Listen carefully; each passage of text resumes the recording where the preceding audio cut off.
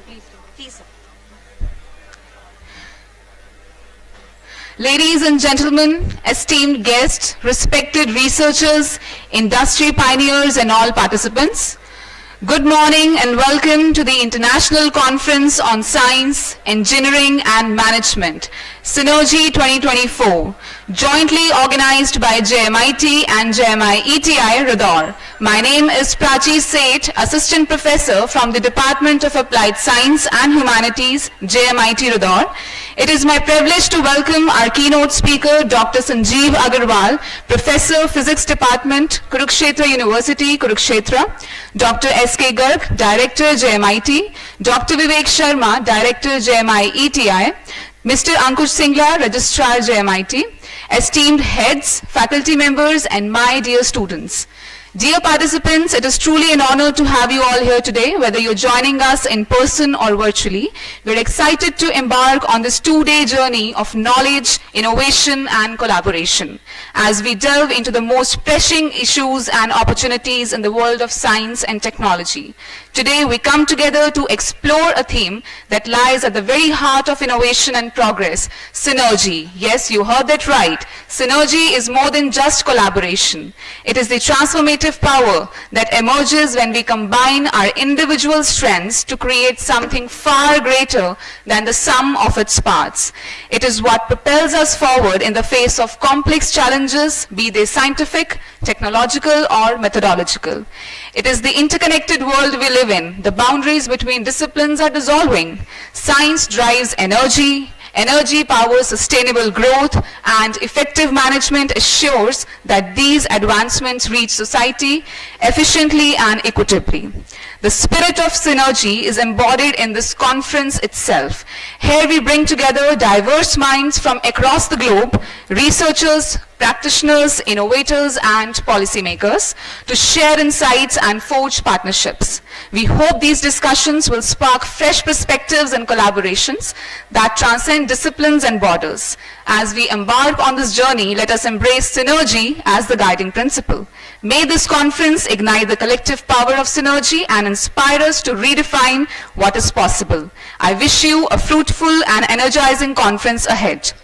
And before we begin our first session, it is a long-standing tradition to mark the beginning of event with the ceremonial lighting of the lamp, a symbol of knowledge. This light represents the ideas and innovations that will emerge over the course of these 2 days and the brightness of the future we are collectively working towards. I now request the keynote speaker and worthy directors to join us in the lighting of ceremonial lamp, and also request the convener, Dr. U.P. Singh, to kindly escort them.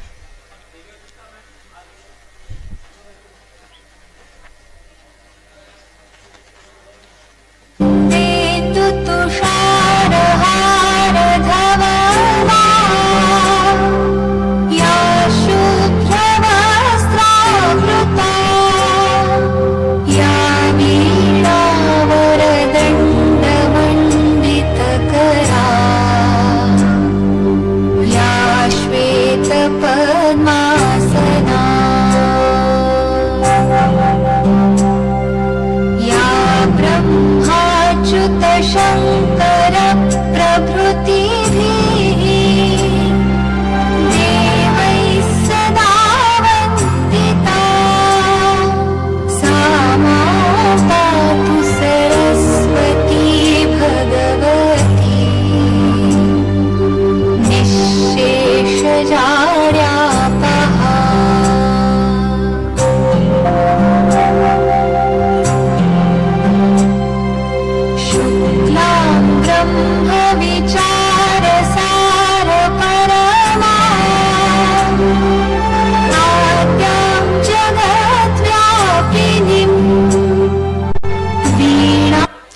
As the lamp is lit, let it serve as a beacon that guides us throughout this conference, illuminating the path of discovery, learning, and collaboration.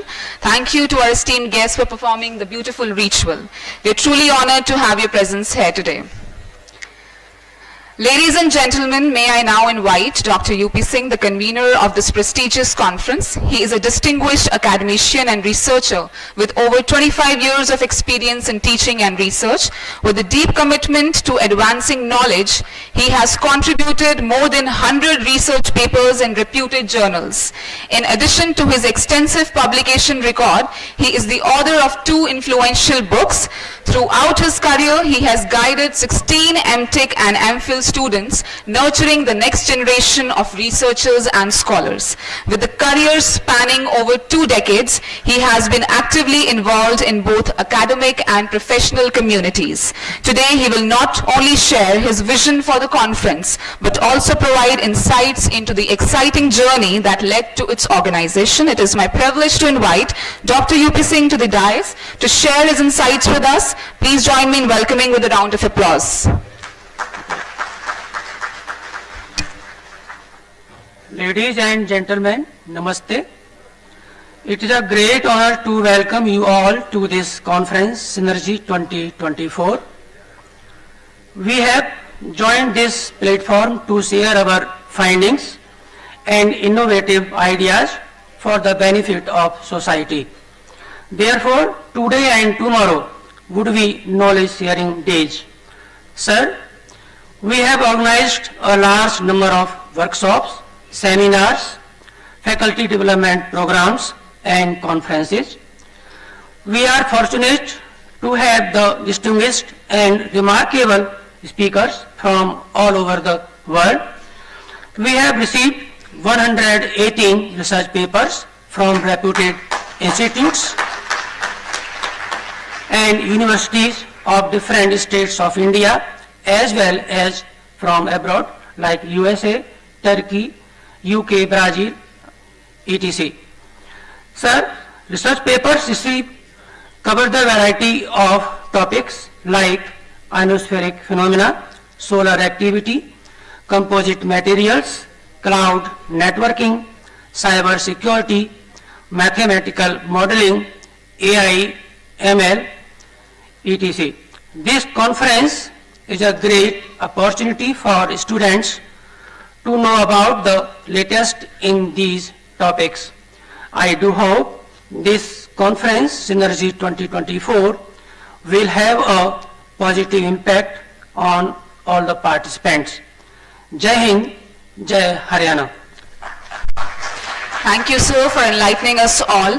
Ladies and gentlemen, we are honored to have with us today a distinguished leader who has played a pivotal role in shaping the vision and success of JMIT. He is a distinguished professor in mechanical engineering with over 25 years of teaching experience and 11 years as director. He holds an MTech in honors and a PhD from NIT Kurukshetra. He has authored 4 books and published 16 plus research papers in reputed journals along with contributing to 3 book chapters. He has also presented 21 plus papers at national and international conferences. Additionally, he has supervised 6 MTech theses and has organized multiple conferences, seminars and workshops. His dedication to advancing knowledge and fostering academic collaboration is evident throughout his career. We are excited to hear his vision for the conference and gain a deeper understanding of the institution's impact and future goals. It is with great pleasure that I now invite Dr. S.K. Garg, Director JMIT, to the stage to deliver the welcome address and share with us this inspiring journey of JMIT. Thank you, Prachi. Respected Dr. Sanjeev Agarwal, Professor, Physics, Kurukshetra University, Kurukshetra. Dr. Divya Gupta, Research Scientist, Kurukshetra University, Kurukshetra. And few experts who will join later on through online mode, Dr. Praveen Bajad, I must acknowledge them. He is Assistant Professor, Missouri University of Science and Technology, USA. Dr. Sanjay Kajal, he is reaching very soon. Dr. Y.N. S. Smith, Professor, Toronto Metropolitan University, Canada. Dr. Gur Erklam Baryan, Professor, Sinop University, Turkey. All distinguished guests, esteemed speakers, dear colleagues, and my dear students. It gives me immense pleasure and honor to welcome you all to the International Conference on Science, Engineering and Management, that is SYNERGY-2K24 at JMIT. We are thrilled to have such a diverse and accomplished group of experts, professionals and researchers who are gathered together for this exciting event. This conference brings together the field of science, engineering and management, that is three pillars that are at the heart of modern innovation and progress. Our world today is shaped by advances in these fields, and it is only through interdisciplinary collaboration that we can continue to address the complex challenges of our time. Dear Sir, JMIT imparts quality technical education that includes BTech in 4 streams, BBA, BC and MBA. We are pleased to share that presently we have around 2,000 students hailing from 11 states and 19 districts of Haryana. We are proud to share that all these admissions are through word of mouth only and without any advertisement. Sir, to address the need of Industrial Revolution 4.0, the Institute has established centers of excellence in robotics, industry instrumentation and automation, Texas instrumentation and automation, MATLAB, Daikin and air conditioning. Students utilize these centers of excellence to learn and practice the latest technologies. Our students have proved their academic and technical knowledge in several national and international level competitions. Our institute teams regularly participating in Smart India hackathons organized by All India Council for Technical Education, New Delhi and Government of India since 2018. In the year 2018, our 2 teams won a cash prize of rupees 50,000 each in the grand finale. In 2019, our 1 team secured first position with a cash prize of rupees 1 lakh. In 2020, our 2 teams scored second and fourth position. In the year 2022, our 1 team won first position with a cash prize of rupees 50,000. This year also one of our team, JMIT Tech Avengers, won first prize with a cash prize of rupees 1 lakh jointly with the team of Jain College of Engineering and Technology, Hubli, Karnataka, held at NIT Surathkal. Please give a huge round of applause for the contribution of my dear students. Our teams also participated in Chandigarh Police Hackathon organized by Chandigarh Administration in association with Infosys Limited and bagged first position with a cash prize of rupees 1 lakh. Sir, our institute has shown excellence in academics right from the beginning, and university gold medals are conferred on students in one branch or the other every year. Last year, our student has bagged 33 university positions, out of which 4 are gold medal in BTech, CSE, IT, Mechanical and Electrical. Our training and placement cell has been quite active. Last year, 312 offers were received and 240 students were placed in the companies of repute. This year, September onwards, 144 students have been placed in the companies of repute and the placement still continues. In order to promote Atmanirbhar Bharat Abhiyan, we have established Mukand Incubator Center, and through this incubator, provision of interest-free seed money for young entrepreneurs has also been created. Along with successful entrepreneurs, technocrats and managers, our alumni have been selected as IAS, IRS, IFS and IES. We have presently a database of 5,000 plus successful alumni, out of which more than 267 of our alumni are successfully executing their business and working as successful entrepreneurs. One of our younger startup, that is Sagar Defence Engineering Private Limited, has been awarded with the most prestigious National Startup Award by the Government of India. For the overall development of the students, more than 35 clubs are functional in the institute in the category of technical, personality development, placement and hobby. NCC and NSS units are also functioning in the institute. The Earn While Learn scheme is also actively functional in the institute. Foreign language trainer has also been raised in the institute to provide the French language training to the students. Keeping in view the global technology transformations, we at JMIT believe in continuously equipping our younger generation about the rapidly evolving world. In line with our vision, we organized 6th Principal Teacher Conference, Raw Talks, Mock United Nations, Just Day, Mukand Entrepreneurship Development Mela, Youth Parliament for the nearby school, college students and their faculty members. We also organize blood donation Mela every year on November 19th. This year, we donated 831 units of blood to PGI, Chandigarh, Red Cross, Yamunanagar and AIMS, New Delhi. 831 units of blood donation, it's a huge number, and lot of congratulations to my students and staff members. And as a Mukand, we have donated approximately 60,000 units of blood to our society. Our institute has been awarded 4 times for its excellent contribution in the blood donation by His Excellency, that is the Governor of Haryana.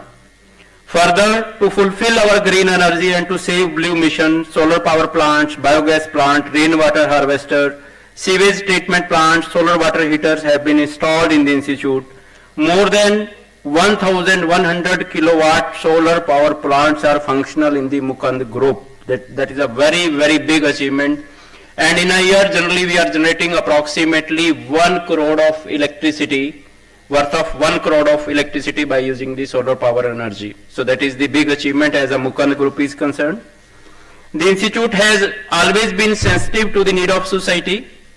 The institute provides interest-free study loan, laptop to the needy students of JMIT. The provision of adoption of students is also available, which include full fee concession, uniform, books and free transport service.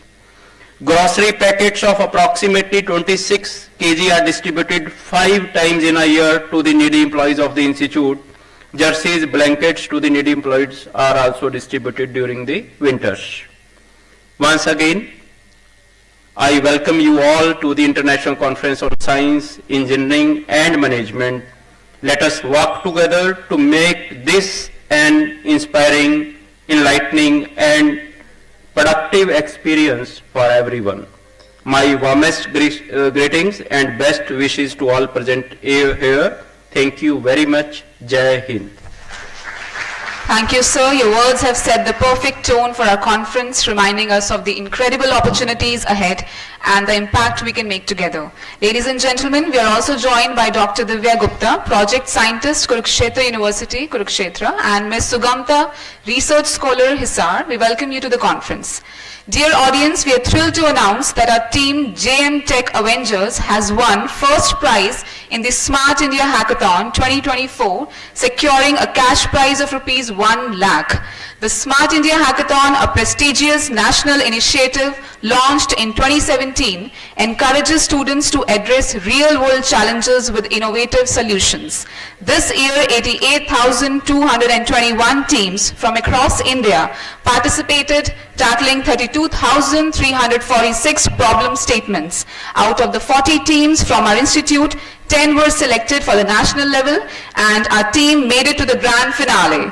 And their winning project focused on a carbon footprint management tool for Indian coal mines under the Ministry of Coal, contributing to sustainable energy solutions. And I request the dignitaries to kindly honor the team, and I also request the team to kindly move forward to the stage. Dear audience, please give them a huge round of applause.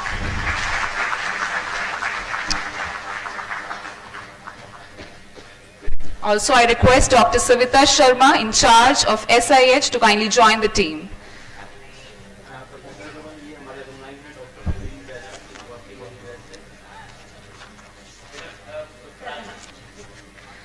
We are just joined by Dr. Praveen Bazad, Professor, Missouri University of Science and Technology, USA. Dear audience, please welcome them with a huge round of applause.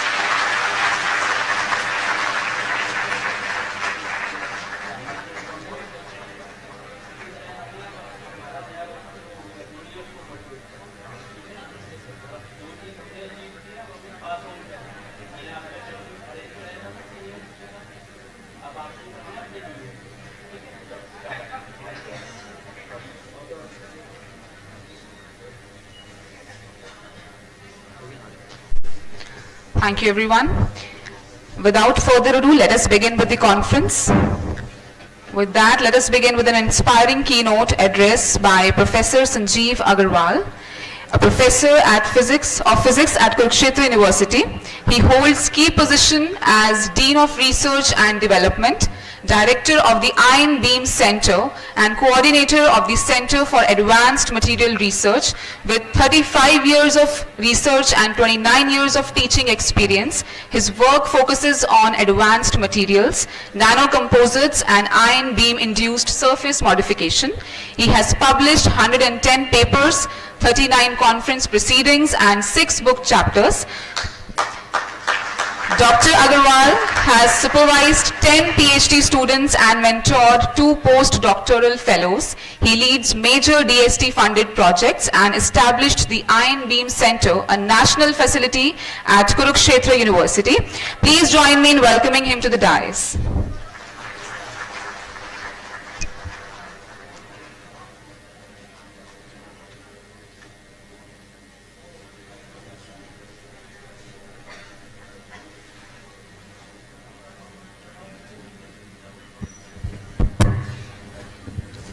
मैं इधर इस तरफ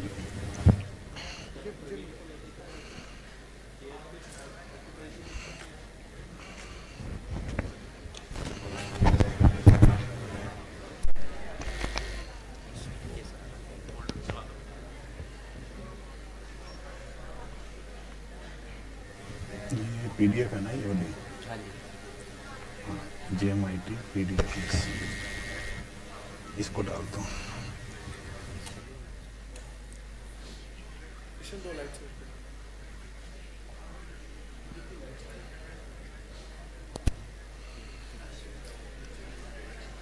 इसका वो slide changer होगा pointer ये सब PDF है हाँ यहीं से कर लूँगा ठीक है आप हेल्प कर देना नहीं मैं अपने आप कर लूँ कोई इशू नहीं प्रेजेंटर है नहीं PPT नहीं होगा PDF है ना ये चलेगा इसमें चलेगा अगर है तो चलेगा हाँ चलेगा कॉपी कर लेता हूँ इससे भी चलेगा कोई दिक्कत नहीं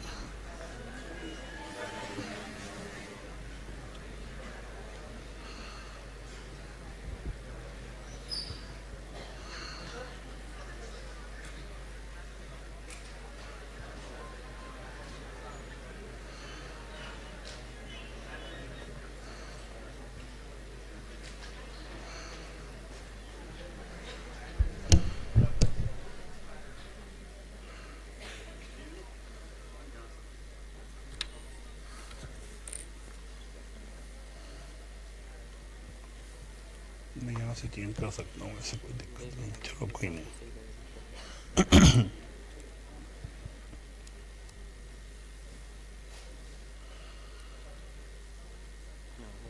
ठीक है इससे आगे कर लेना चलेगा ये वाला नीचे वाला ये तो है ना ठीक है ये वाला ये हाँ ठीक है फिजिक्स का इंटेंसिटी इतना ही रहेगा यहाँ ठीक है सर चलो चलेगा कोई नहीं रीडेबल है विजिबल है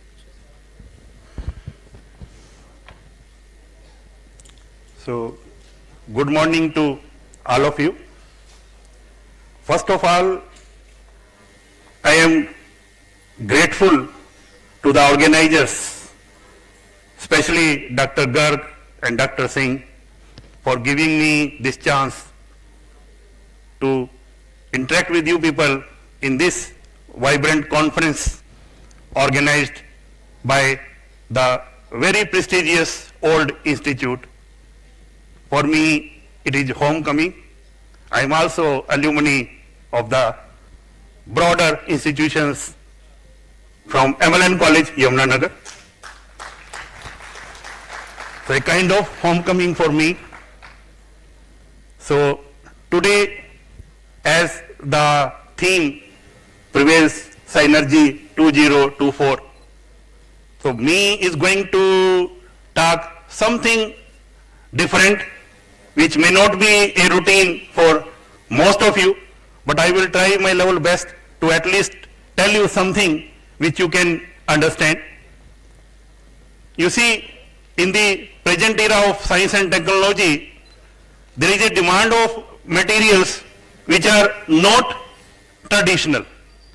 Our industry demands a kind of advanced materials which has many different properties all together in one single small dimension, and for that we need to work very differently to achieve such kind of requirement of today's industry.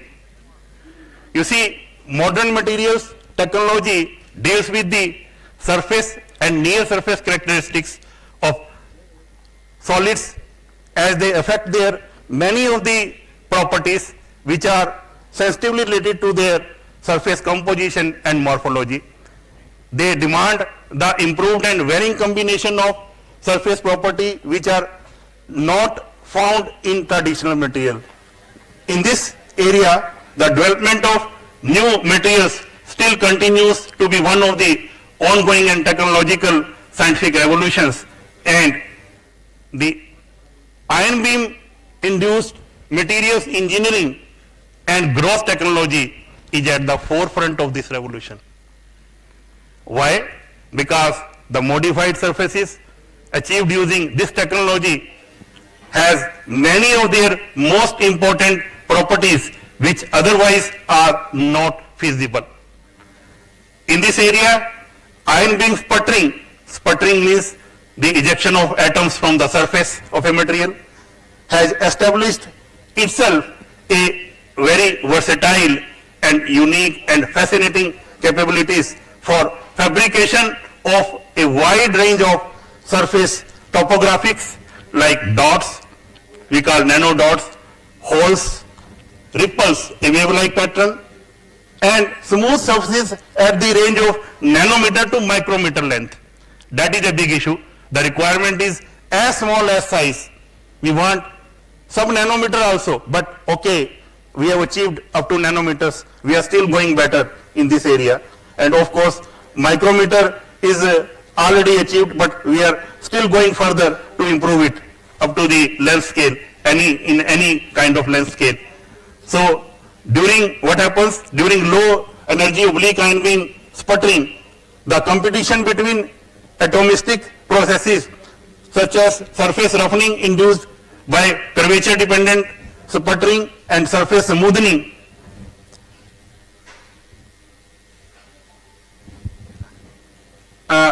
surface smoothing processes induced by surface relaxation phenomena simultaneously. They go side by side and they decide the kind of property and kind of morphology which can be achieved.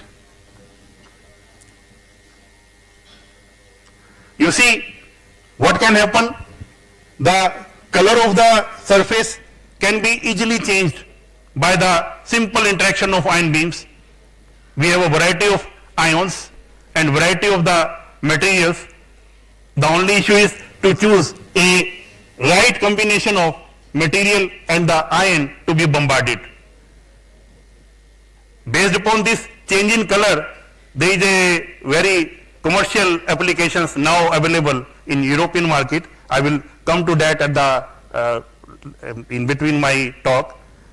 So you see, simultaneously what we can do, we can have variety of structures on the same surface by using ion beams. You see here this is the silicon carbide surface where ripple patterns has been achieved. This is also silicon carbide surface where different kind of ripple pattern has been achieved. These are polymers where again rippling has been done, and this is silicon surface where nano dots has been obtained. All this work has been achieved in our lab at Ion Beam Center, Kurukshetra University. You see,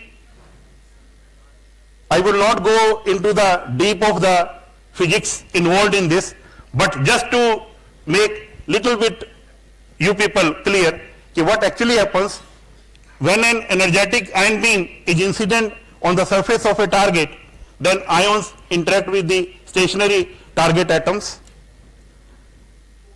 at the near surface regions of the solid, and they lead to ion penetration into the subsurface region of the solid, stopping and change in direction of the ions, displacement of atoms from their positions, sputtering of the target material, and emission of radiation of secondary particles.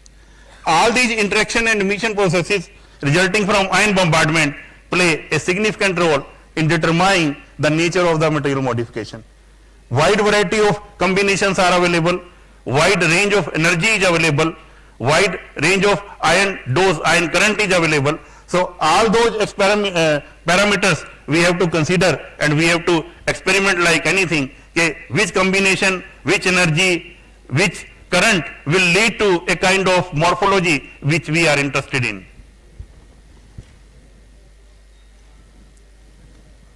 So when an energetic ion beam is incident on the surface, it interacts with the solid stationary atoms at the near surface region, and basically it leads to variety of combination of morphologies, and basically you see what is responsible for all such things.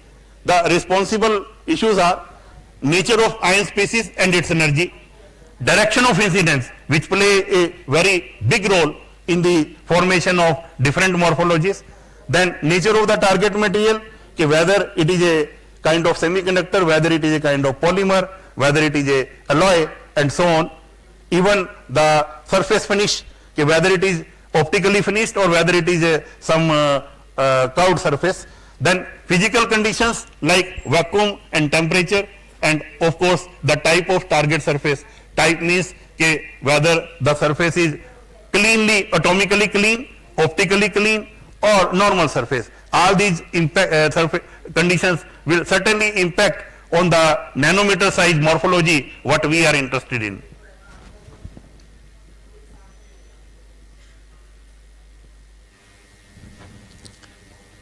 What happens in a simple sputtering when we lead to a kind of this experiment? Kinetic ejection of surface atoms of a solid target by energetic particle bombardment, which results in a series of elastic collisions where momentum is transferred from the incident ions to target atoms within the collision cascade region. That limits the maximum concentration of the atoms that can be implanted and retained in the target material. And sputtering yield, we know simply is the ratio of the number of emitted particles to the incident particles.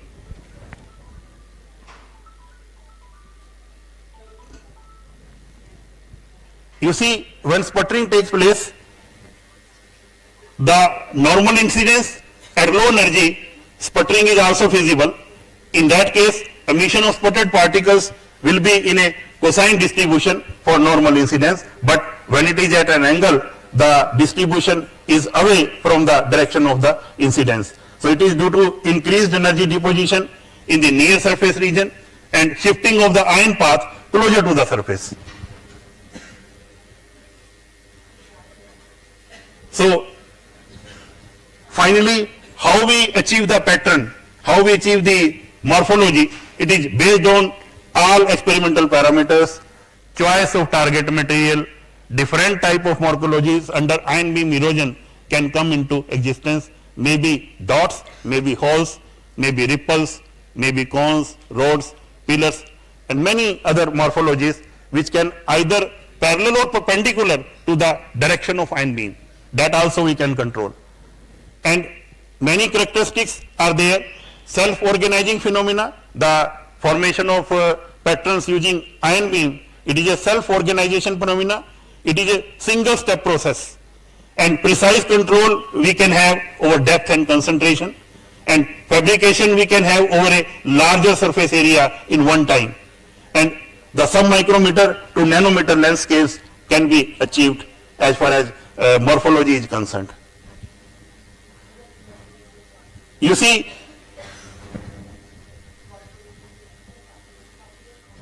through the knowledge of our physical phenomena, physical mechanisms behind this, and joining those together with our experiments, what we choose as a ion target combination, energy and other parameters, and merging the two together, one can certainly achieve the precise control of temporal parameters, and finally a kind of the morphology what we can desire. We can have that by using all those issues together. You see, it is not a simple phenomena what I can say, you go and do the experiment and it will be done. No, we have to experiment a lot, we have to do test runs many times, and then finally we drive some conclusion, okay, this energy, this current, this ion, this surface can lead to this type of pattern. Even the current plays a important role.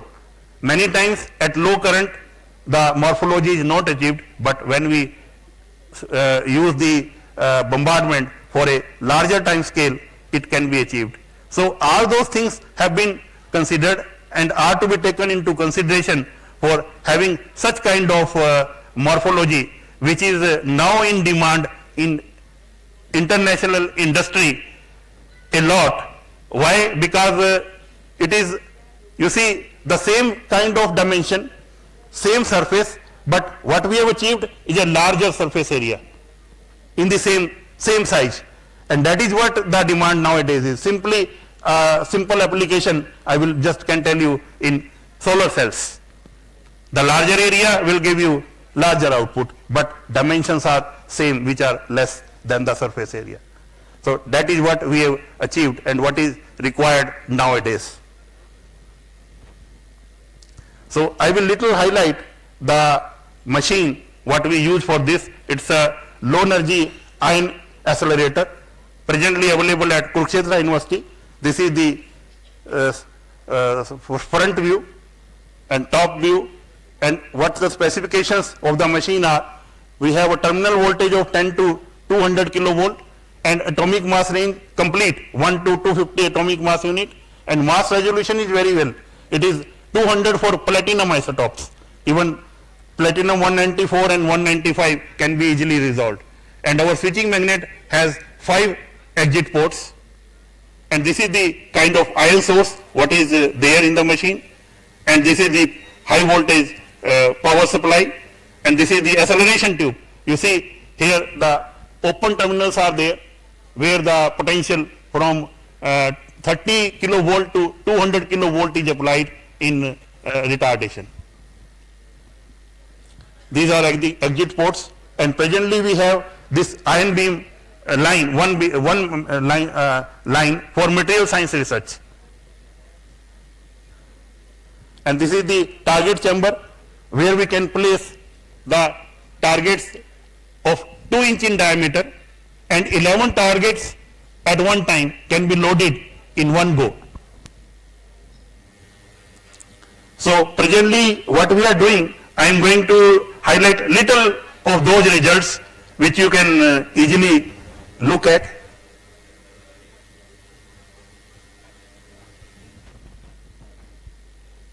This is silicon carbide film on silicon 111 surface, and at 50 degree of incidence angle, what happened when argon was bombarded. So this first one is silicon surface, then silicon carbide film was grown, which has a globular shaped particles of the 20 to 30 nanometer in size, randomly oriented. Then when we started sputtering of this surface using argon ions, so at shorter time scale surface morphology is dominated by dot patterns with average diameter of 30 to 40 nanometer. Then with little more time scale, the type of morphology is changed, and periodic height modulations, that is sub-wavelength ripple patterns at longer time scales having enhanced ordering with wave vector orientation parallel to the ion beam direction has been obtained. And finally you see at this one, the last one, at a dose of 3 into 10 to the 18 argon-ions, a very perfect kind of wave-like pattern on a very tough material named silicon carbide has been achieved. So it was a result out of many experiments which were done in a series over many days continuously. This is the final shape of the pattern, you see. So this is a new work which we carried out first time in our lab. It is well documented, and you see here the existence of silicon rich surface due to higher surface atomic fraction of silicon, contribution from silicon and silicon carbide bonding has been seen, and preferential sputtering of silicon composition in comparison to carbon has been obtained, which leads to such kind of pattern. And also the energy gap was obtained, and which finally results at the higher scale only silicon was left, and we got finally the energy gap of the silicon with the increase in ion dose. No carbon has been seen at the high dose. Even when the energy was reduced to 30 keV, earlier was at 80 keV. So what we have obtained in the same surface, the parameters of the finally obtained pattern, you see at the last, this one has very much changed. Amplitude is increased and wavelength has been decreased. So what it conveys, if we experiment a lot, we can change a kind of required dimension of the obtained surface, which is very much needed. This is also we carried out recently first time, and the major advantage is this surface can be also used as a grating. Why? Because the dimensions lie in all visible range, which help this surface to act as a diffraction grating, and it's a very first time silicon carbide can be developed as a kind of diffraction grating. Also the same kind of patterns were obtained on polymers, which is again we tried first time, and it was a big success, and different polymers were tried, and I am highlighting here the only few. Everything is same except the material surface. Polymer, a very soft matrix, so it can be used as a template for many of the application is optoelectronics and photonics simultaneously. So this is a high density polyethylene surface. You see a different kind of wave patterns has been formed by changing the energy, changing the ion dose simultaneously. So what we can say, we have fabricated large area self-assembled array of nanostructures in a single technological step on unexplored polymeric surfaces like polypropylene, polyethylene therapillate, and high density polyethylene, along with semiconductor like silicon 111. You see here I can comment that many researchers have explored silicon 100, but silicon 111 is highly unexplored.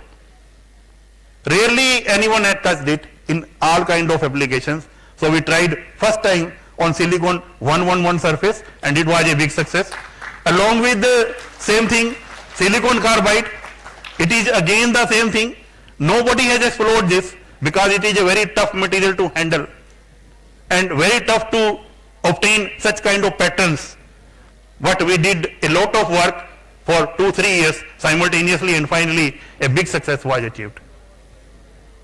So these fascinating nanoscale patterns surfaces hold promise in various applications like generation of nano components for applications in the field of optoelectronics, data storage systems, photonics, recording media, and optical devices, along with templates for liquid crystal orientation and strain-free patterned surfaces for heteroed epitaxial growth of quantum dots or wires. Now This is another little different experiment. It was performed at normal incidence on polymeric surface, polycarbonate, using nitrogen ions. What happened? The initial polymer surface, which was little transparent, turned into first yellowish, then brownish, and then dark brownish. How? It is the, you see the transmission from this surface. Here it is nearly 100%, but with the small dose of ions, it changed to little bit, and absorption was there and transmission was decreased. What happened? You see, UV region has been blocked. Optical is going out, but UV is not going out, and finally with increase in the dose, complete UV has been blocked. But as per the desire of the color, these can be exploited in the industry for spectacles and sunglasses. You see the sunglasses which we use in summer, those all are artificially colored. They hardly block around 10% of the UV radiation. But if this is nitrogen ion beam treated, so we can have the sunglasses even 100% UV blockage. And these sunglasses presently, I will say, not available in our country, but in European market you can easily get this, mainly in France or in UK, and simultaneously in South Korea as well. So this, they people have already exploited this as a technology and commercialized it, and things are available. And along with what happens, you see, in summer in India and in many other countries, the cause of heat in the room, it only comes from UV, which crosses our sunglass, window panes of glass. So if we block UV to come inside the room, so our room, we don't need air conditioning. Why? Because this is UV radiation which spread heat in the room in the summer. So they have also started the experiments to have window panes which are ion beam treated, but that will take little time to get commercialized, but trials are going on in this direction simultaneously. Again, another application of the same thing, the surface become hardened, polymer surface become hardened, and it has started to act like a steel surface. The properties, mechanical properties, what had been derived, they are of the order of steel surface, and this is what the requirement of aerospace industry is. They need lightweight component but with high strength surface. So you see this experiment, what we have already measured and already established, it is well established, this surface strengthening has gone 24 times at a very small load of 9.8 millinewton. So that makes a sense to be used instead of steel. One can use this ion beam treated polymer in many of the applications in industry. Similarly, it is stainless steel. It is started well before 1990s, and it is a well documented phenomena which has been exploited in industry in South Korea in the form of trimming blades and cutting tools. So now I just show you some commercialized technology for some examples from that for your knowledge. You see, the things can be used very much in the trimming blades, in cutting tools, and in this gemstones, coloring of gemstones. You see, initially the gemstones, they are transparent in nature. No color is available naturally. All are artificially colored. But if we treat them with ion beam, we can have a permanent color. So you see, black diamond can be obtained by nitrogen ion beam, and then green and yellow diamond by proton ion beam. You see, the color, if we treat it by iron, so we can have different color. If we treat by chromium, we can have another different color, and we can have blue diamond by using cobalt ion beam interaction. Then cosmetics. Sorry. You see, when we purchase from market a kind of good cosmetics, so normally bottles are colored, but most of us don't know why these are colored. In most of the countries, colored bottles are being used, but those colors are artificially done. Colors have been done to just block UV radiation, because it is UV radiation which spoils the inside material, which cannot be used for a long, because with the entering of UV into the bottle, oxygen also enters simultaneously and it oxidizes that. So it is going off after a week or so, and it is not being used thereafter. If we use, so it will be spoiling our skin. So but what happens if it is ion beam treated container, a kind of bottle or plastic bottle or glass bottle, then you can keep it for years. Why? Because no UV is going to enter in it. And this has also been exploited by many branded companies in Europe. These things are available there in the market. This is from this example I am showing from industry in Excel, a kind of Excel Korea Corporation Limited. It is in South Korea. Then food industry, if you bombard it with electron ion beam, so you can preserve foods for more than 6 months, it won't be spoiled. Then doping of semiconductors, it is a well-known phenomena. Even ion beam treatment was started only with the semiconductor industry, and earlier that there were tube circuit, what we have diode, triode, pentode valves, but it was ion beam treatment which resulted in simple, very small dimension solid state diode and transistor, and then many other things I see nowadays. Then components of some routine things, this juicer, it is plastic body, and this is also plastic, the rotor, but this is ion beam treated. Surface is hard, it is acting like a steel surface.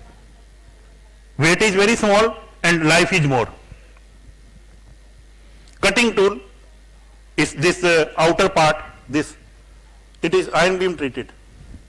The edges will not be blunt even after use of many times.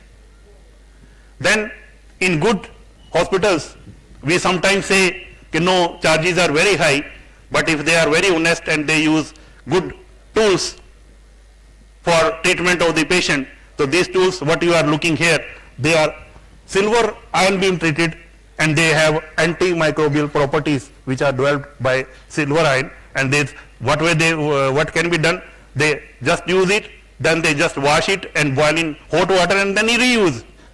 No need to throw it out. Why? Because it is very perfect, but things are costly. Then of course this is most important, many of you must be knowing it, treatment of a deeply located tumor using a proton ion beam.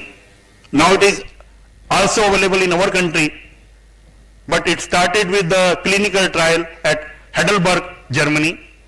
So the tumor which is very deeply located, that only can be permanently treated by using a proton ion beam, and for this even small accelerator can work. In our country now, in my knowledge, it is available at 2-3 places where the things are going on, patients are getting rid of tumors. And hip and knee joint, the replacement is very common nowadays, both hip and knee.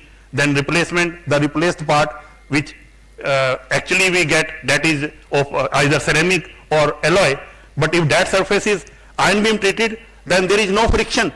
One can walk very freely, and even documentation says even better than the original one. But condition is, if it is ion beam treated, then friction is zero, frictionless surface can be obtained. You see, cup and cone, if these two surfaces, this inner surface of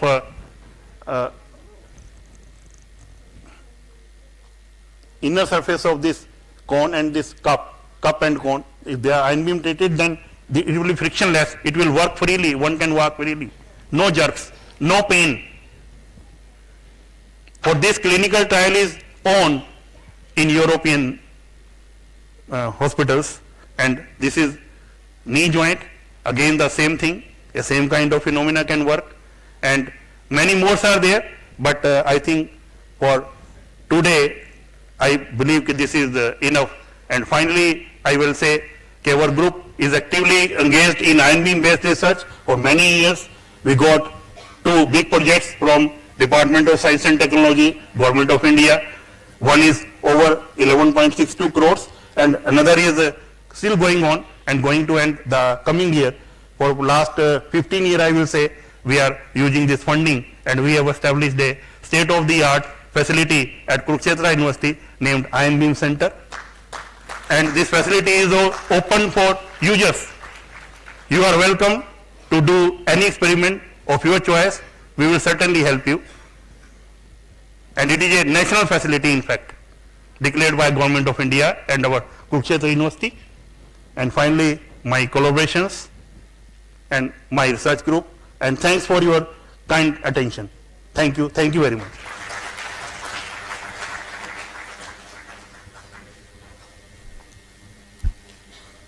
I welcome some queries or questions from your side. Dear students, please give a huge round of applause for Professor Sanjeev Agarwal and his team. Really he is working very hard towards to make self-reliant India, and his team is working very hard to develop new materials which may be useful in the solar cells or in semiconductor industries. So thank you very much, Dr. Agarwal. Thank you, sir.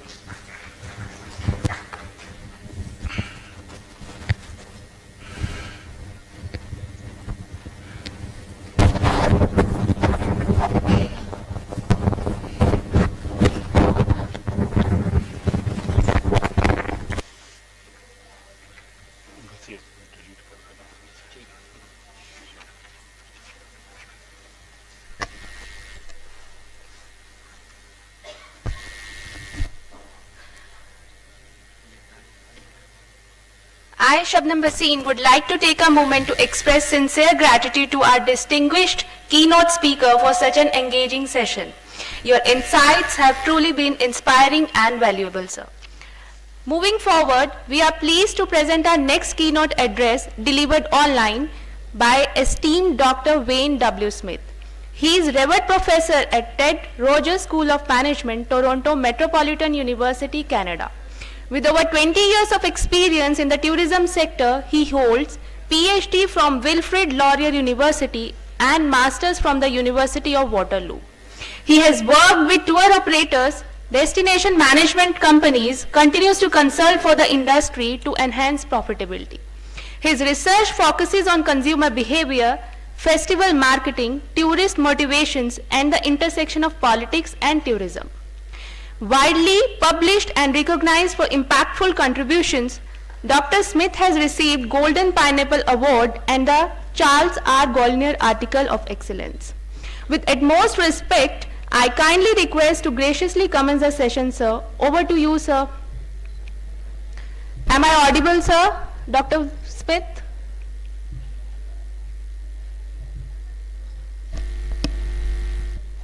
There we go. It looks nice.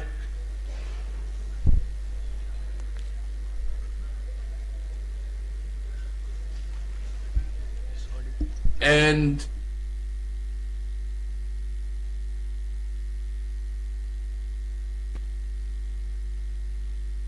or are you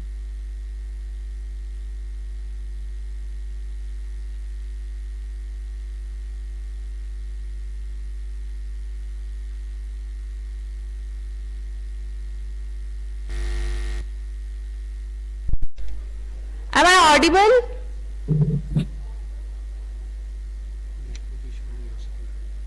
Network issue from your side, sir.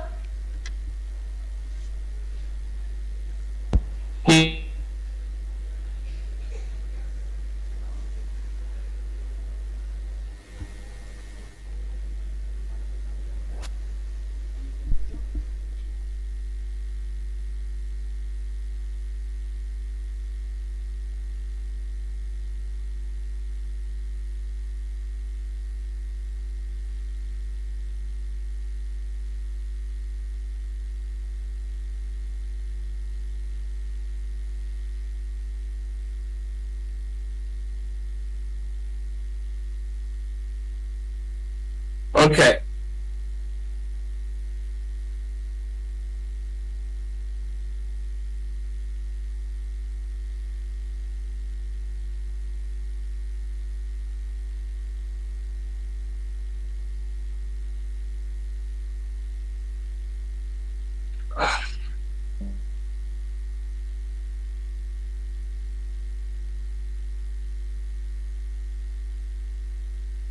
You kind of see me.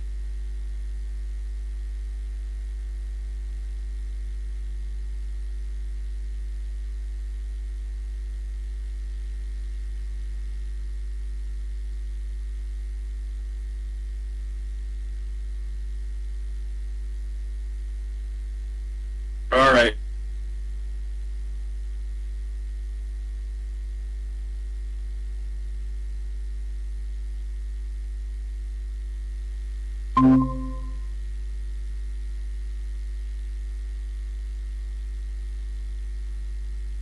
Perspective.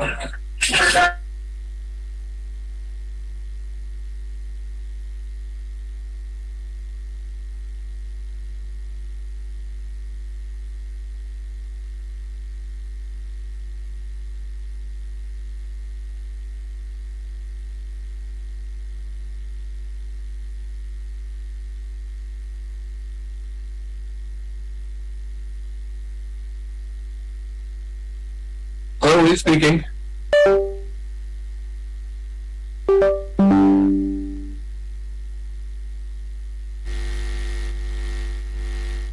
Hello? We'll resume your session after 15-20 minutes, sir. Due to some technical glitch, we are postponing the present session.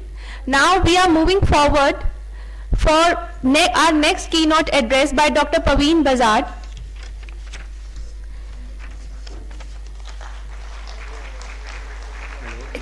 It gives me a great honor to welcome Dr. Parveen Bazad, a distinguished assistant professor from Missouri University of Science and Technology, USA, with a PhD from the University of South Florida and postdoctoral fellowship in biomedical engineering. He has contributed extensively to auditory science and neuroengineering. He has contributed extensively to auditory science and including NIH and AHRF, focusing on innovative hearing loss treatments and imaging techniques.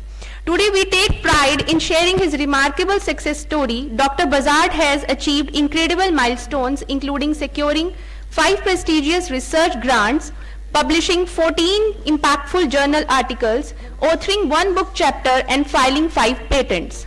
Adding to our pride, Dr. Bazad began his journey at our prestigious college, JMIT, earning his BTech in chemical engineering. Let's warmly welcome him with a big round of applause. Sir, stage is yours.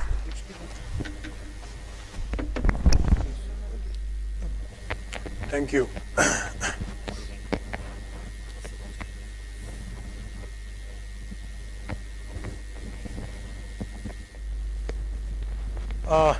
Thanks for the warm welcome.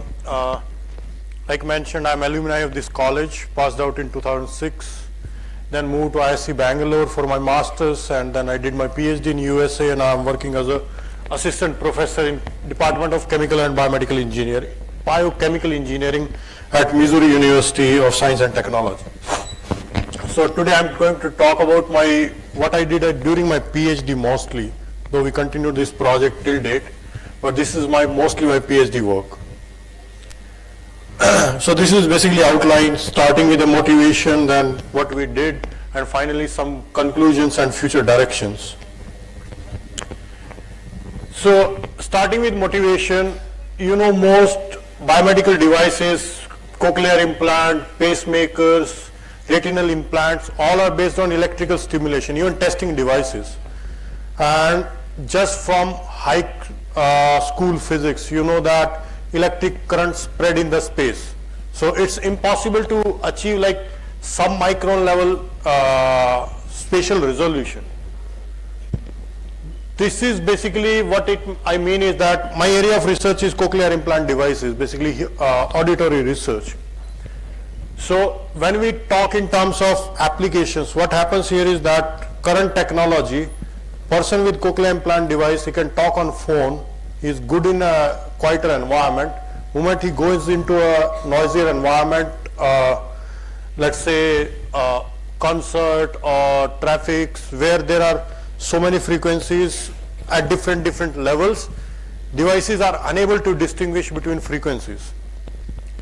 So recently, in a decade or maybe around 2 decades, infrared stimulations are getting a lot of attention. So infrared stimulation, what they do is that instead of using electric currents, they are using this thermal heating from infrared lasers to stimulate cells.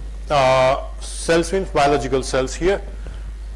So we are investigating, is there a way to avoid surrounding heatings which happens in case of infrared stimulation, and can we do a specific point stimulation, just like pinpoint stimulation using any technique?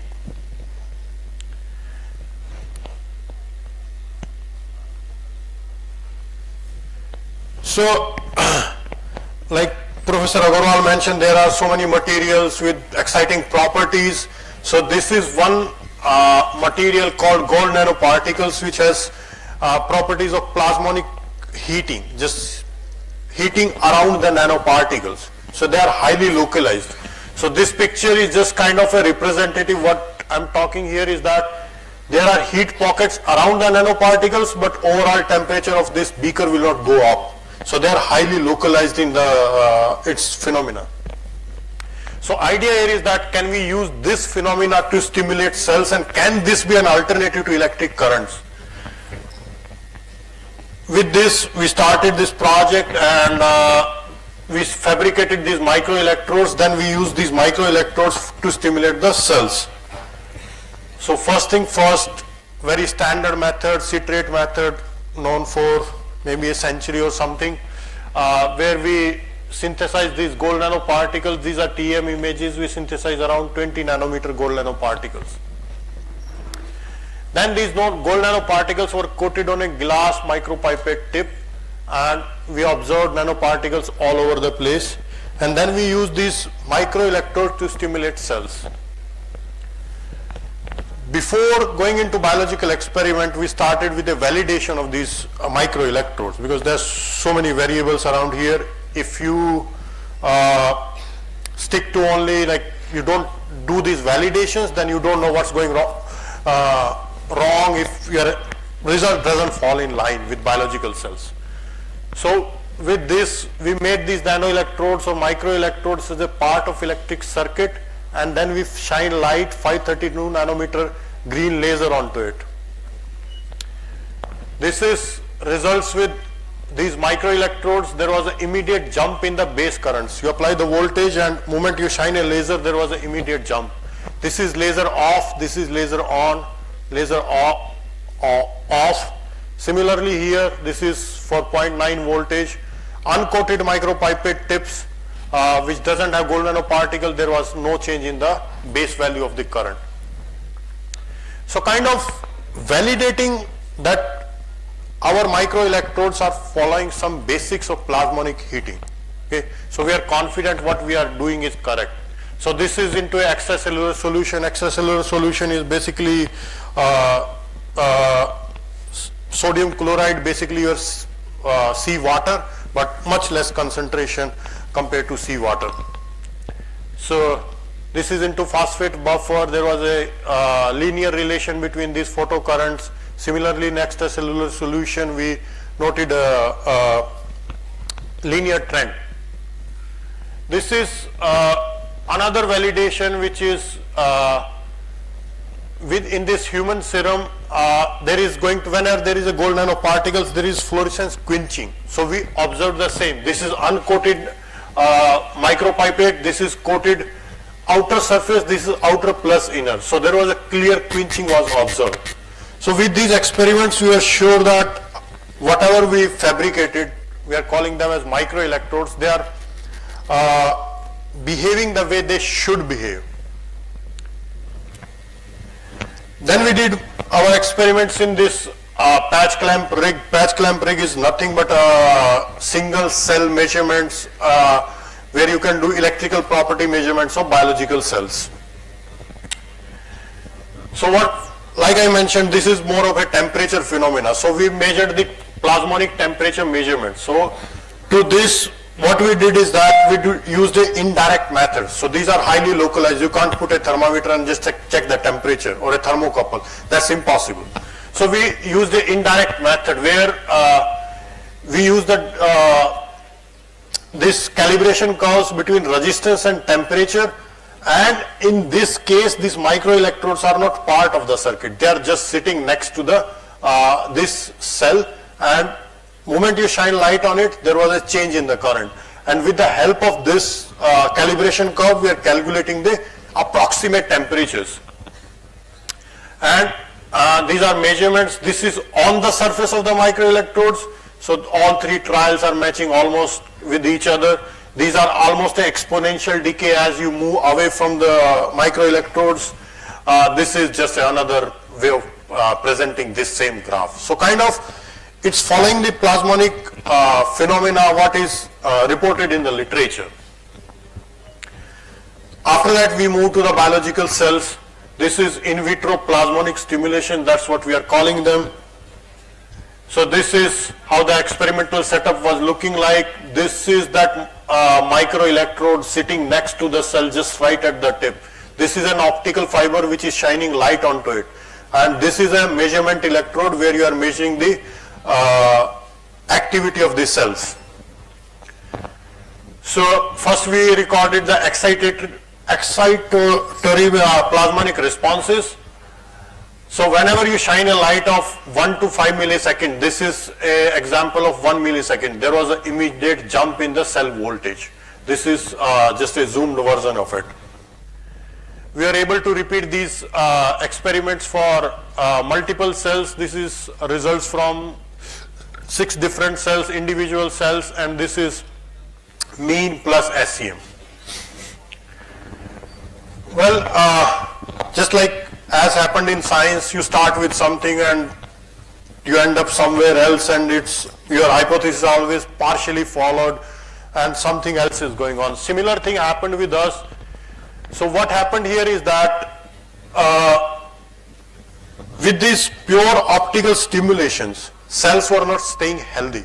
It's like moment you try to do standard electrical recording, after the optical recording, they were not successful. Another thing, if you notice carefully, these responses are not going above 0. They are staying maximum close to 0. A standard electrical response from a cell normally goes up to plus 20, plus 30. Those are the ranges we are talking about. So what we did here is that we combined the best of both worlds, electrical plus optical. So this is pure electrical, this is pure optical. See, this pure optical is far different from standard electrical. And this is electrical again after optical. So this is kind of looking funky compared to the standard electrical. So we combined electrical plus optical, and our electrical plus optical was almost the same as the electrical responses. This is electrical before optical, and this is electrical after optical. So question may come that when we started this project, idea was find an alternative electric currents. What's the point of mixing both worlds? What's the point of making it more complex? Okay. Though we are unable to cut down electricity completely, but we are able to cut down amount of electric current. So what I meant here is that for those hybrid electrical stimulation compared to optical stimulation, there were almost 30 to 40% less electricity required. Stimulation success rate was much higher. This success rate means number of cells you tried and you get the response. So that was much higher for hybrid compared to plasmonic or pure optical stimulation. Cell survival rate was much better than in case of hybrid compared to plasmonic stimulations. So survival rate means you are able to record electrical responses after optical. Okay. So that was very tricky in case of pure optical stimulations. Apart from excitation, inhibition is equally important. Okay. So there are cases where you want to dampen the neural activity in the brain. There are certain conditions. So we checked, can this be an alternative for this inhibitory plasmonic responses as well? So this is pure optical response for 4 cells. Moment we put electrical plus optical together, there was an immediate suppression of these action potentials. This is again pure electrical. So kind of this is just another representation of the same graph. So basically what's going on here is that as you increase the laser power, these are coming down. That means more and more suppression is happening. This is up to what I presented. Those were the results with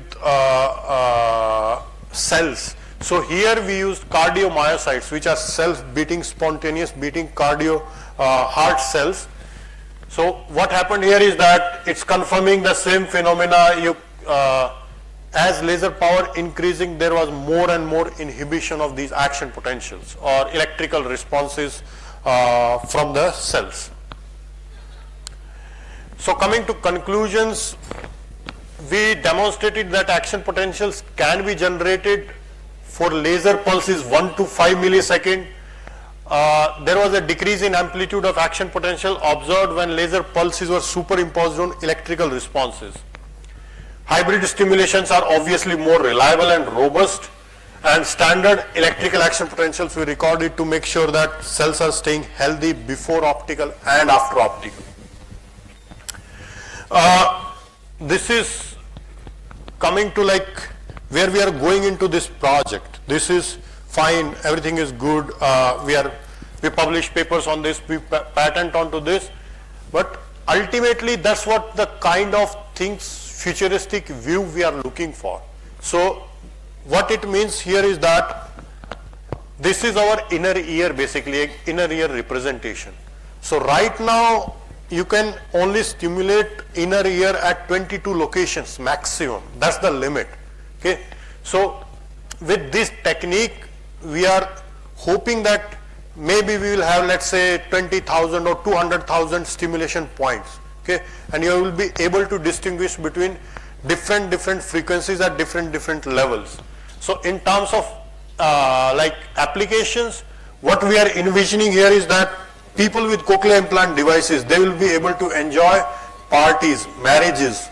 They will be able to go into noisier environment as comfortable as a normal human being without a hearing loss. Okay. I will touch upon little bit on another project what we are doing here into our lab. So this is we are doing we are developing a microsystem for drug delivery. So right now, you know that state of art is you take the pill, it has lot of side effects. There is no way to do localized drug delivery. Okay. So for our inner ear, we are developing a micro pump. Idea here is that if you know when kids have infection into the middle ear, that's why most kids get sick. If antibiotics and other things doesn't work, doctor always put a kind of a minor surgery and take out that infection. So similar idea we have, that can we develop a micro pump which can sit into middle ear and do the drug delivery into inner ear. What makes our inner ear like more challenging this project is that this is how small inner ear structure for the mouse is. This is with the bone surrounding the inner ear. Once you take off this bone, this is what inner ear total is. So this inner ear, mouse inner ear volume is 1 microliter. So if you have to design anything, it has to be leak proof. It should be nanoliter in range. There is no scope of error here. Otherwise you will flood the organ and there is no use of it. So this is just a futuristic idea what we are working upon. What we are able to achieve, this is what we are able to design. And what's happening here is that it's sitting on the back of the mice. We are putting those surgeries and doing the drug delivery to the inner ear. We are able to design a biocompatible pump. Biocompatible means in the sense these pumps were sitting on the back of mice for 6 months, there was no issues. Short-term drug delivery we were able to achieve. Like day 1, there was drug delivery. Day 2, day 3 we were having issues. There was like coagulations and there were other things going on. So we are unable to achieve long-term drug delivery. So going into future directions, what we are looking here is that further miniaturize these systems so that these can be adapted towards human applications, do in vitro benchtop works and in vivo experiment. Maybe a mouse is not a good model to carry out these kind of experiments. Go with probably guinea pigs, which has a much larger cochlea compared to mice. Okay. So this is a slide just for the students. For right now, interdisciplinary research is exploding. There are no boundaries left. This Department of Medical Sciences and Technology at IIT Madras is a perfect example, where they are, by giving clinicians an engineering perspective of working of the human body and engineering perspective to the clinicians. So when we were students, we are supposed to pick either biology or engineering, maths. That's no longer the case. This kind of department, student with biology and math will excel, because they know the best, both of the worlds. Okay. So this is just a more messaging for the students. Interdisciplinary programs are exploding. Don't be stick to your own branch. I'm a chemical engineer. I have no biology background. So I'm a chemical engineer from this institution. And I don't do any chemical engineering anymore. Now coming to acknowledgements, I acknowledge my team at University of South Florida, Professor Robert Frisina, with whom I worked more than a decade. I joined his lab as a PhD student, and now I am building my own lab and moved to University of Missouri. This is Professor Frisina's father, who started this Global Center for Hearing and Speech Research more than 50 years ago. I was lucky enough to work with him during my initial days of PhD. We lost him during Corona, and surely my funding agencies, National Institute of Health, American Hearing Research Foundation, American Otological Societies, and both universities, my old university, University of South Florida, and startup funds at University of Missouri University of Science and Technology. Thank you.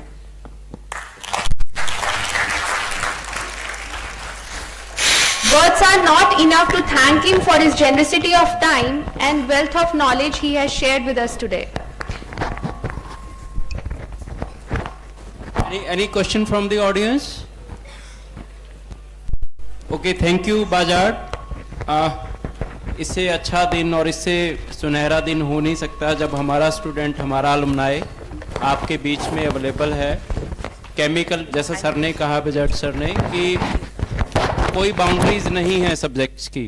Chemical engineering, but he has pursued his career in biomedical. Budget sir, अब biology भी introduce हो गया engineering में, Indian curriculum. So students have to read biology as well along with the mathematics. So that is the change, just because of this multidisciplinary approach. So we have adopted that approach as well. And Bajaj is also looking back to come back to our country, India. Although he is facing lot of problem from his better half. She is working with the Intel, और Intel के जो offices हैं वो India में बॉम्बे, मैड्रास और 2-3 cities में है. वो एक इशू है. But otherwise, lot of IITs are looking for his research or for his engagement as a faculty members. So please give a huge round of applause for Praveen Bajaj. I request Director Sir to please felicitate Dr. Bazad.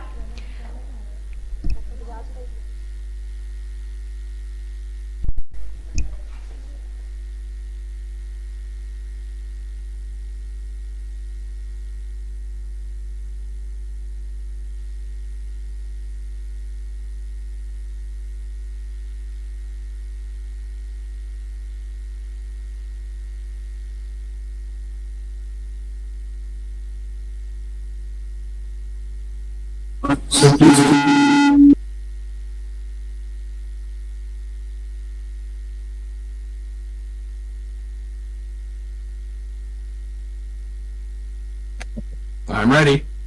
Whenever you guys are.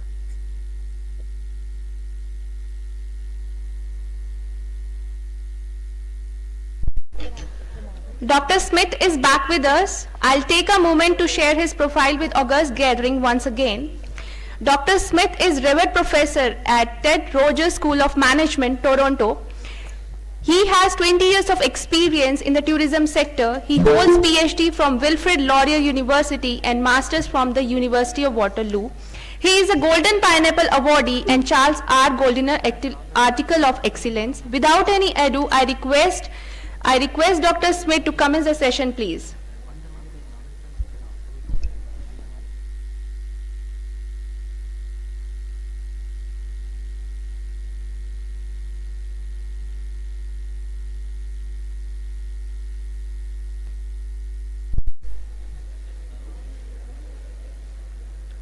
He will start the session shortly.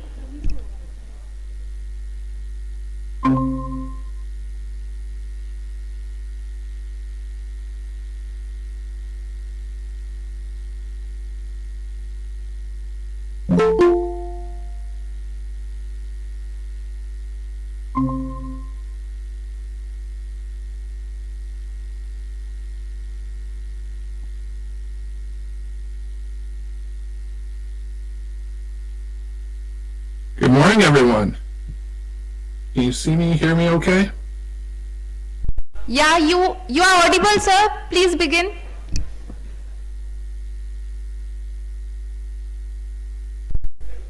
All right. Well, all right. Good morning, everyone, and thank you. Sorry for the technical glitch. That was a little bit earlier. It was. It's 2 o'clock in the morning here. It's very early. Apparently, my internet was sleeping as well. So I just wanted to share a few ideas with you, talking about. All right. We're good and we're all set? Perfect. All right. So today I wanted to talk to you about service enhancements of hotels with people with autism.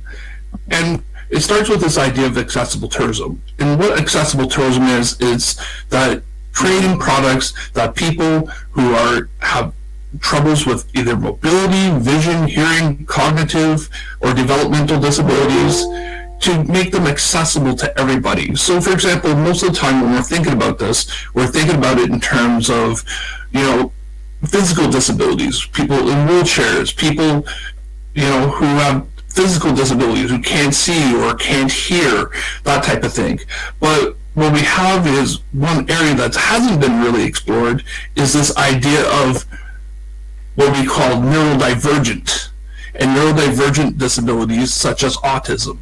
Autism is a neurodevelopmental state, and it's basically, there's two kind of criteria to it. There's a persistent deficit in social communication. So it's hard for people to communicate. So if you think about this for 1 second, it's not what people are telling you, it's the ability to communicate back to others.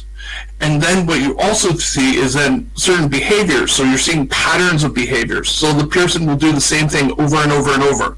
So when we talk about this type of research, we talk about something that's really connected. You see the young man in this picture. This is my son Liam, who's now almost 190 centimeters tall. He's a tall boy now, but he lives in this world. And the thing about it is, it's not a problem of inputs, so he's taking in everything into the world, but it's the ability then to take what you're taking in and then share it with others is the main challenge with autism, and it creates a neurodivergent. So some of the things that we see is there's some learning delays, difficult in communicating, really difficult in terms of social situations, attachment to unusual interests. So for example, he's really interested in buses and he knows everything about buses. Difficulty understanding emotions, really sensitive to light and sounds and certain touches and certain tastes. Doing the same thing, repetitive moments. So he'll move his hand back and forth and he'll do that. Trouble with transitioning, going from one thing to another, in impulse control, and sleep problems. So the thing about autism, and this is one of the things I really want to bring up, is that we've seen a huge prevalence of autism over the years. We're talking about an increase of 178% since 2000. 1 in 42 males in North America have autism, and 1 in 165 females have autism. So this prevalence is rising dramatically, and it's a big audience that we're seeing that are having this issue. And what's really interesting about this is only about 13% of parents who have children with autism took a vacation.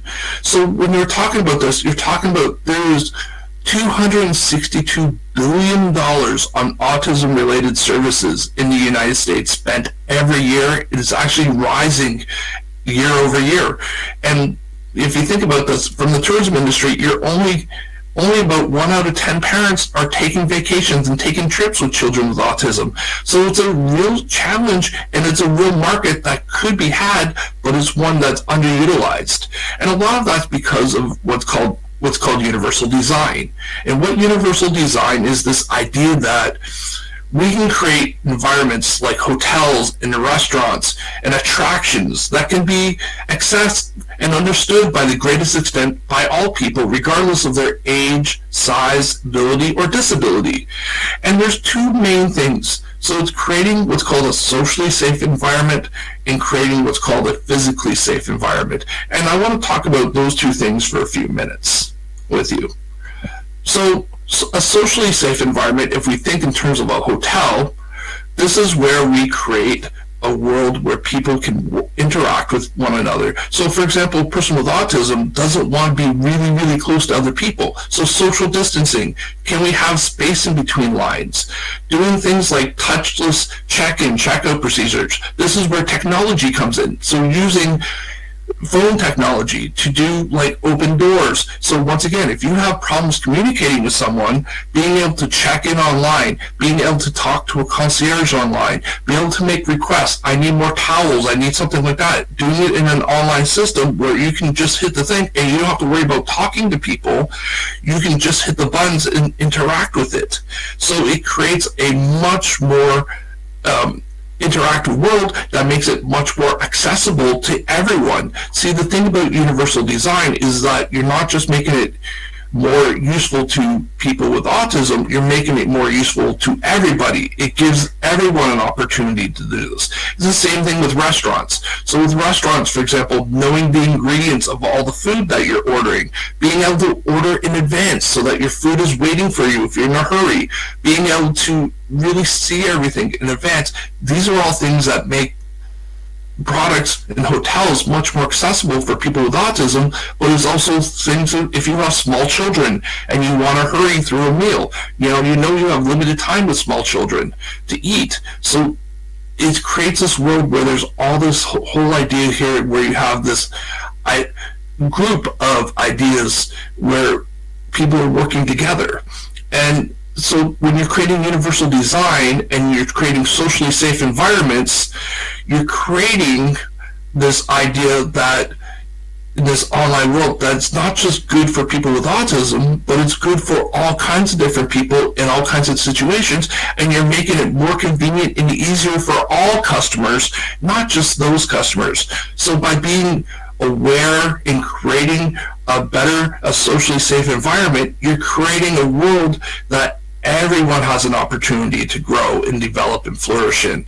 So it's something that's really, really important.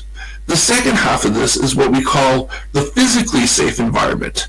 And this is where you're working to create what we call a calming environment. So an environment that reduces anxiety, reduces stress, lets people come in and feel well and have a well-being, where it's sensory zoning, so it's not blasting with a lot of music, it's not flashing lights, it's places where you can go and feel good, where you have escape spaces, so spaces where you can go, and if you're feeling like you have a lot of people around you, you're feeling pressure, and you can go off to the side and just take a deep breath. And once again, this is something that's good for everyone, not just good for people with autism, but everyone needs a space where they can go and have a moment of quiet, like you're getting lost or you're not sure where to go, and you just need that space to just pull yourself off so you can go look at a map or go get your thoughts organized, these types of things. So reducing stress,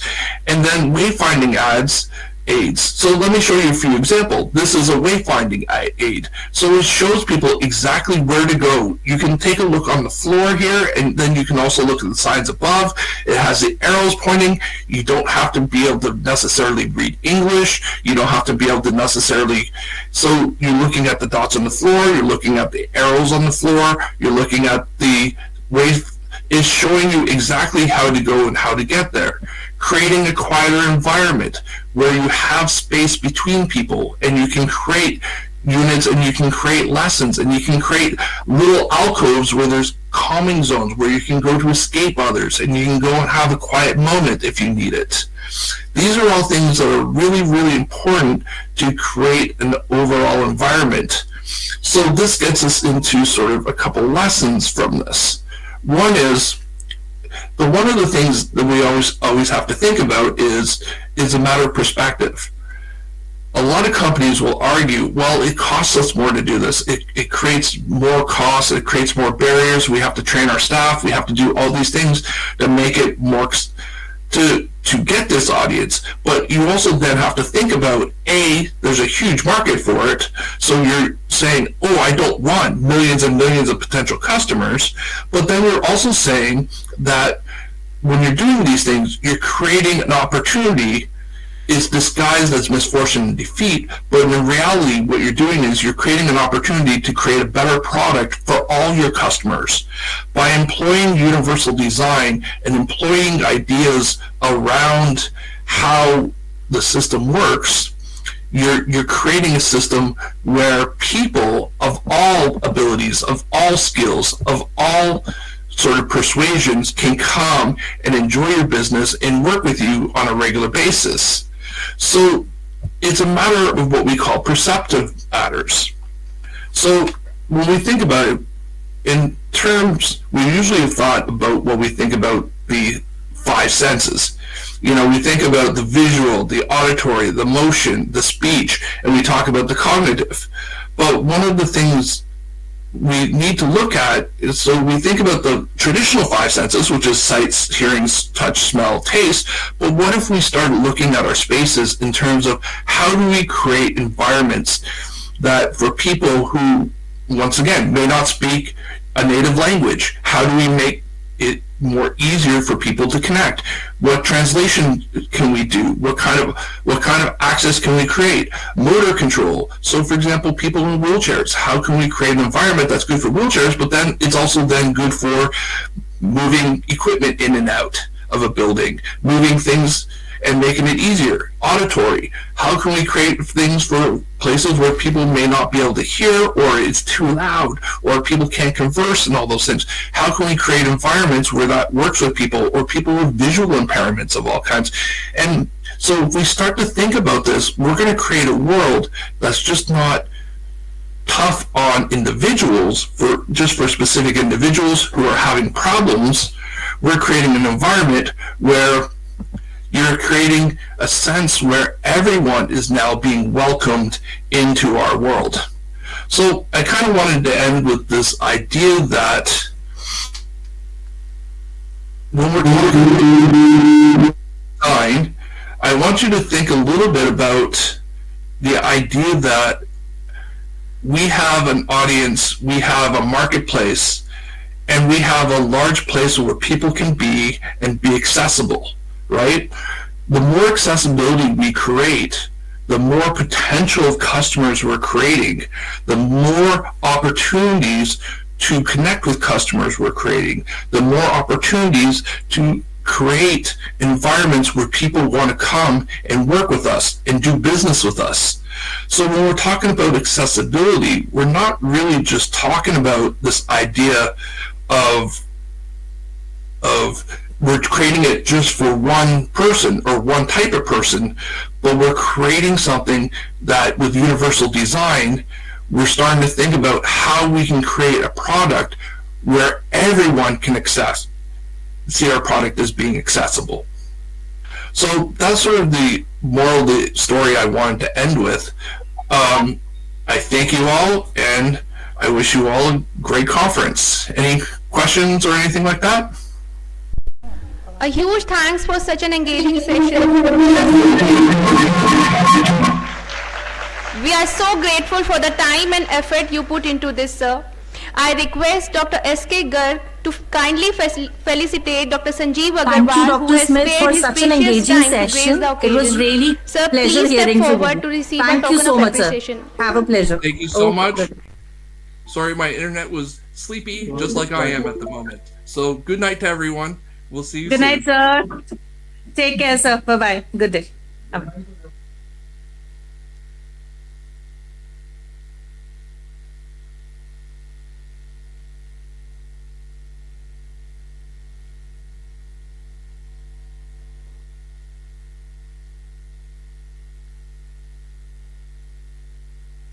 Thank you so much, sir. I kindly request all the dignitaries, guests and staff on duty to kindly proceed for high tea in blood donation hall.